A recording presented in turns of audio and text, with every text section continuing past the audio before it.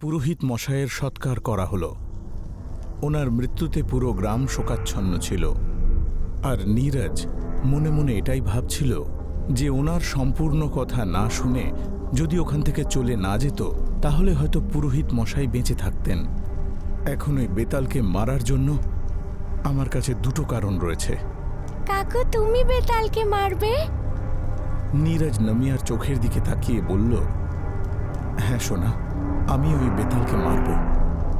নমিয়া নিজের হাত নীরজের গালে রাখে, আর হঠাৎ করেই ওর চোখের মণি দুটো সাদা হয়ে গেল, আর ও একটা অন্য দৃশ্য দেখতে পেল, যেখানে সমগ্র জঙ্গলে আগুন লেগে গিয়েছিল, আর মন্দিরে আরতির খুব জোরে শব্দ ভেসে আসছিল, আর ও জঙ্গলের ঠিক মাঝখানে দাঁড়িয়েছিল।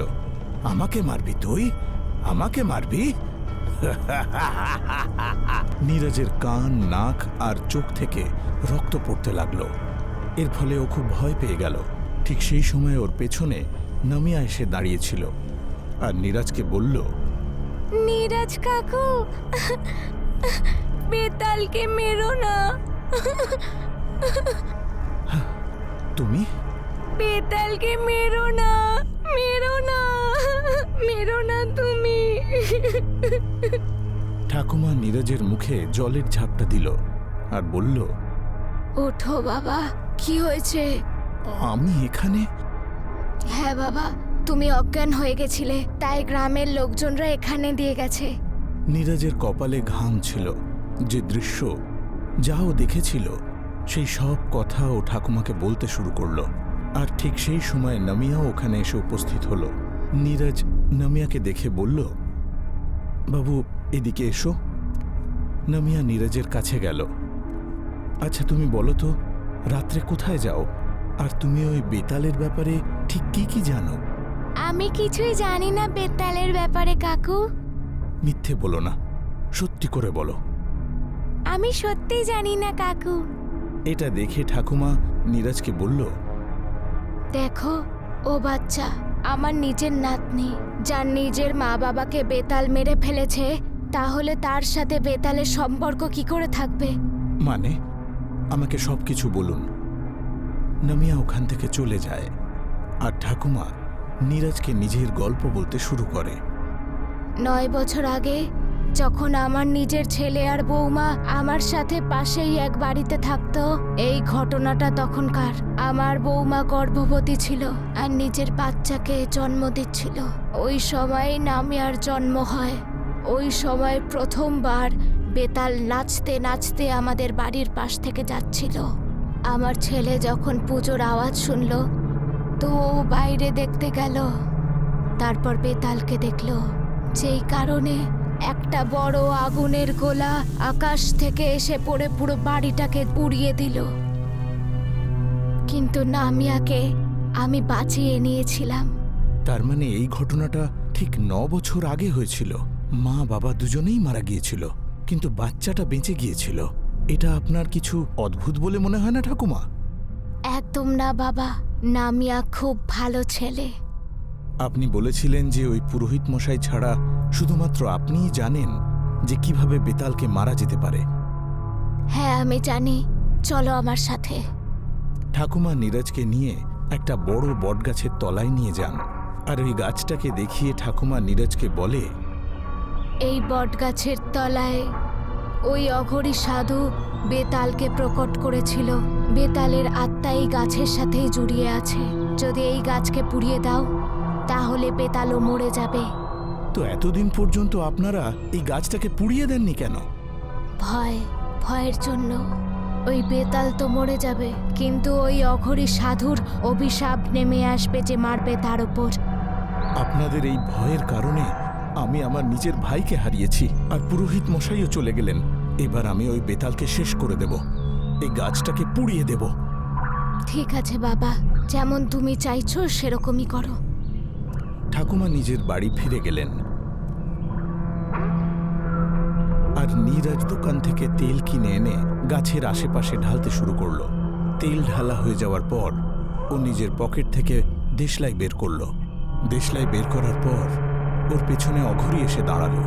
ওর চোখ দুটো একেবারে লাল ছিল, আর ও নীরজকে বলল, কেন তুই আমার ঘর পোড়াতে চাস? তুই কে? নীরজ ওর কণ্ঠ শুনে স্তব্ধ হয়ে গেল। তারপর ও অঘরির দিকে তাকিয়ে বলল, আপনি? হ্যাঁ, আমি অঘরি, সেই অঘরি যে বেতালকে এখানে প্রকট করেছে। একদিকে অঘরি আর নীরজ যখন কথা বলছে, অন্যদিকে ঠাকুমা নিজের বাড়ি পৌঁছে গেলেন, কিন্তু ঘরে তিনি নামিয়াকে দেখতে পেলেন না। ওহো, আমি কি করব এই ছেলেটার, কি জানি কোথায় চলে যায়। ঠাকুমা এই কথা বলা মাত্রই পুজোর ঘণ্টার শব্দ ঘর থেকে শোনা যেতে লাগলো। তখন 4 জন লোক পালকি নিয়ে রাস্তা দিয়ে যাচ্ছিল। ঠাকুমা দেখতে পেল যে দরজার সামনেই নামিয়া দাঁড়িয়ে আছে। ঠাকুমা নামিয়াকে দেখে বললেন, নামিয়া, বাবা তাড়াতাড়ি এদিকে আয়। নামিয়ার চোখ দুটো লাল ছিল, আর ও ভারী কণ্ঠস্বরে ঠাকুমাকে বলল, কেন ঠাকুমা, বলুন আমাকে, কেন আপনি ওই অচেনা লোকটাকে ওই বটগাছের ব্যাপারে বলেছেন? কি হয়েছে বাবা, তোর গলার আওয়াজটা? নামিয়া নিজের হাত উঁচু করল, আর ঘরের কোণায় আগুন জ্বলে উঠল, আর সেই আগুনের শিখা ঠাকুমাকেও গ্রাস করল। নামিয়া বেতালে পরিবর্তিত হলো। ঠাকুমা মৃত্যুর আগে ওকে দেখতে পেল। ঠাকুমার চোখে মুখে একটা হতাশা ছিল, যেন ঠিক এই কারণে যে আজ পর্যন্ত যত মানুষ মারা গেছেন সবার জন্য উনিই দায়ী। অন্যদিকে অঘরি আর নীরজ মুখোমুখি দাঁড়িয়েছিল। নীরজ অঘরিকে জিজ্ঞেস করল, কেন কেন তুমি বেতালকে এই জায়গায় প্রকট করেছ? আমাকে প্রশ্ন করবি তুই? আমাকে? আমি বেতালকে ডেকেছি কারণ বেতালের এই গ্রামে থাকা জরুরি, তাই। যদি বেতাল না থাকে তাহলে মৃত্যু হবে না, যদি মৃত্যু না হয় তাহলে বলিদান পাওয়া যাবে না। বুঝেছিস তুই? বলিদান মানে আত্মসমর্পণ। এখানে বেতাল যা করে চলেছে এটাকে হত্যা বলা হয়, যেটাকে তুমি বলিদান বলে বড়াই করছো। যেদিন আমি এখানে যজ্ঞ করেছিলাম সেই দিনই ওর জন্ম হয়েছিল।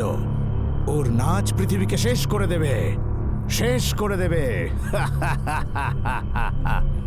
নীরজ দেশলাই জ্বালল, আর অঘরি ওকে বলল, এরকম করো না বাবা তুমি, তাহলে আমার অভিশাপের প্রকোপ তোমার উপরে পড়বে, তোমাকে কষ্ট দেবে। সেই সব আত্মারা যাদের বেতালের আগুন ভস্ম করেছে। এতে আমার কোনো অসুবিধে নেই, আমি আমার কষ্ট নিয়ে বিন্দুমাত্র চিন্তা করছি না, কিন্তু অন্ততপক্ষে ভবিষ্যতে বেতাল আর কাউকে মারতে পারবে না। যখন অঘরি বুঝতে পারল যে নীরজ ওর কথা মানবে না, তখন ও জোরে চিৎকার করল, বেতাল! যেই না ও বেতালকে ডাকল, বেতালের পালকি ওখানে চলে এলো। নীরজ নিজের চোখ দুটো বন্ধ করে নিল, কিন্তু বেতাল ওর ঠিক সামনে চলে এলো। নীরজ চেষ্টা করছিল যাতে ও চোখ না খোলে। নীরজ নিজের দুটো চোখকে দুহাত দিয়ে ঢেকে রেখেছিল। বেতালের 4 জন লোক নিজেদের চোখ থেকে পট্টি সরিয়ে দিল, শুধু এটাই দেখার জন্য যে কিভাবে একজন সাধারণ মানুষ বেতালের সঙ্গে লড়াই করছিল। কিন্তু আগুনের একটা গোলা ওই 4 জনকে পুড়িয়ে ছাই করে দিল। বেতাল পিছন ঘুরে দেখল তার পালকির আলো নিভে গিয়েছিল। নীরজও পিছু মুড়ল, তাড়াতাড়ি একটা দেশলাই কাঠি জেলে ওই বটগাছের দিকে ছুঁড়ে দিল। না! অঘরির আত্মা অদৃশ্য হল, বেতালও পুড়তে শুরু করল। নীরজ নিজের চোখ দুটো খুলল, কিন্তু এবার আর কোনো আগুনের গোলা কোথাও থেকে নেমে এলো না।